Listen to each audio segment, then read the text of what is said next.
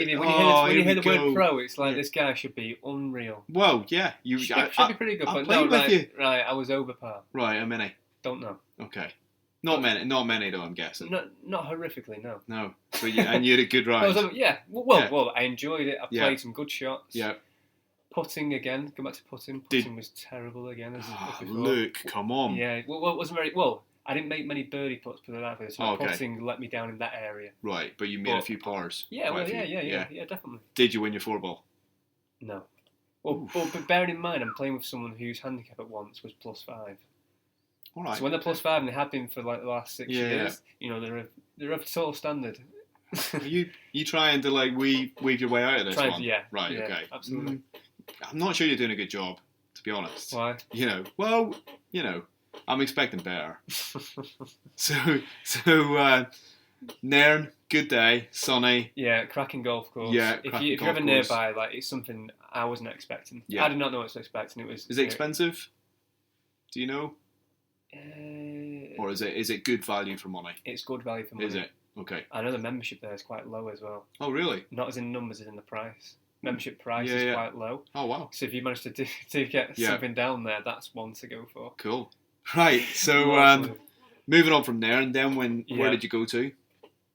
The round afterwards. Yeah, round was afterwards. My favourite of the 5. Okay. Bearing in mind the 4th one was Royal Dornoch, but day 3 was Castle Stuart. Castle Stuart. Well, that's next week. Yeah, and that was my favourite by far. Well, not far, but it was. Castle Stuart was your favourite. It's supposed to be a really good course. Yeah, it is. Yeah. We'll have a look at Castle Stuart next week. Yeah.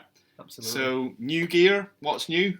New gear. What have we got? We're going off winter products. Yep. New gear. Do we need a hat? Do we need Snood? They were big. Snood, I've got hundreds. If you want one, yeah, you can have one of those as well. Yeah. Oh, nice. I'll treat you one in 10% off. Oh, thanks very much. Yeah, so you got loads of Snoods there. Can I get my Mars bar at 29p as well? Of course. Yeah. Get a trolley as well. 50 quid. Yeah. Yeah. Sweet. Whatever you want. Happy days. This is a bonus. So shoes. Snoods, hats, shoes. Yeah. But the shoes, I would say boots. Yeah. Now boots, from my experience in the shop, in other shops, they are the best selling winter shoe by far. Oh really? But there are people who they just look at it once and put it back, and they don't really pay attention to others because the top of the boot is covered when you're wearing trousers. So they don't really see other people's and say, are those boots? They don't really see them much. But winter boots, you get a 2-year warranty with most of them normally, so there's a bit of peace of mind. Like you don't use them that often. Yeah. But they're good for the warm and the dry. And if you go in the rough, you need boots, don't you? Definitely. I was wearing my shoes 2 days ago, and my feet were wet. Were they? And that was from there was no rain. Just the grass was a bit wet. Yeah. My feet were wet. Yeah, but it's not drying out the same. No, a bit different. You know what I mean? It's a bit colder. It's properly taking a while to dry out now. Even the mist in the mornings is taking hours to burn off. You know, it's just it's so. I love the accent. It's so Ours. frustrating. Folks, just in case you're wondering, that was ours, HOURS, not the other one. All right.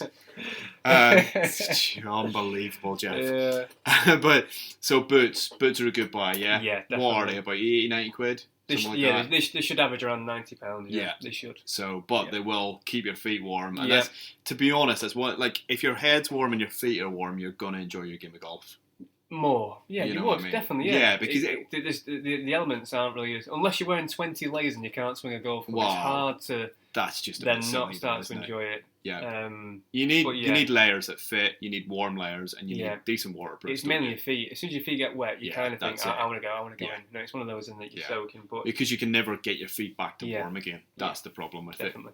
So folks, get your hats, your boots, and your waterproofs, I suppose, as well. Yeah. Might as well just kit yourself out. Don't forget the snood. The snood. Yeah. Don't forget the snood. Chuck that in as well. Yeah. So there we go. We're all wintered up. Mm-hmm. So we need a tip. We're all wintered up. Yeah. We're going to be playing off mats. Yeah. And we're going to be playing off the winter tees. Yes. Now, what's today's tip? Well, the tip to go into that isn't really for the course because it's going to be hitting. It's going to be. It's not going to be the same as the normal game we know. Yeah. So the tip would be when you're at the driving range. It's likely most of us will be going there, or in an indoor swing room having a lesson or whatever. But the tip itself is to beat a few balls at the driving range. No. What? No. What do you mean? Most people... Come on, let's just go there and hit a driver. I suppose people have heard this before, but most people, they go there with 100 balls, 75, and think, you know what, let's go to the range for an hour and slog a bunch. And if you're hitting 100 balls in however long, you work it out, it's ridiculous. It is, because you're not going to use a driver that much in the course, are you? No, you get people who are ripping 30 drives, pull out a 7-iron for a few shots, and then the last 40, they're just chipping away because they're tired. 30 drives. If you're lucky, you might have 14 drives on a course. Yeah. What are you doing? Do you know what I mean? Come on. What are you playing at? Well, there's two ways of doing it. If you are a person who prefers getting more balls and you're not open to getting less. Now, let's do the first one. The first one is having around 25 to 30 balls. That's it. Oh, really? That's it. So what? You're 50 or 100 balls? Yeah. No. Yeah, get rid of that. So that would be my first choice. Right. But if you're going to really resist that, add another one. But the first one would be go to the range with 25, 30 balls. Yep. From there, if you have something that you've learned or you're learning, you're trying to keep the feeling there, the muscle memory of it there, which will disappear if you don't practice. Yeah, if you don't use it, Yeah. So I would recommend you do one shot and 2 practice swings. And those 2 practice swings are slow, gaining the feeling in body parts. So in certain areas, you're really, really aware of where the club is, the way your body's moving. Then when you play that real shot, you can kind of gain confidence as you're swinging because you're feeling the same body parts moving in the same timing, the same sequence. So, let's say you did 2 practice swings in the shot with 25 balls. You played 75 swings in good practice. Yep. You haven't slogged 75 and walked off after chipping the last few because you can't bother to hit them anymore.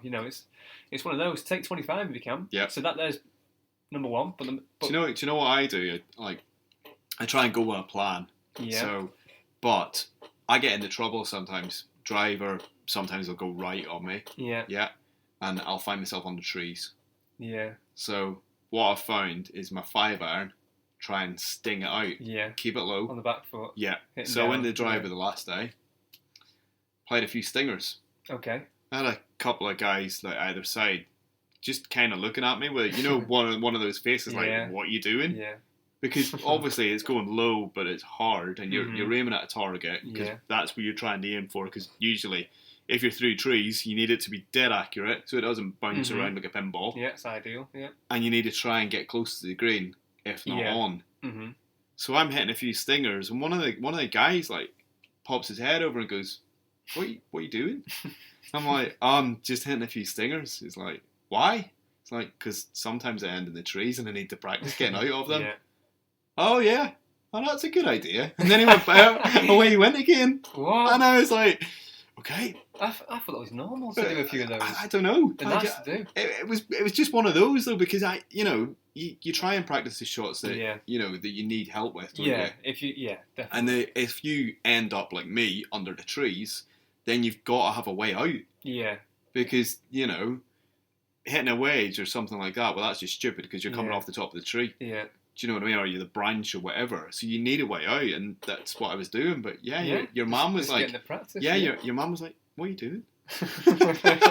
Well, even if you look at Tiger Woods' greatest shots, a lot of them are in the trees. Yeah.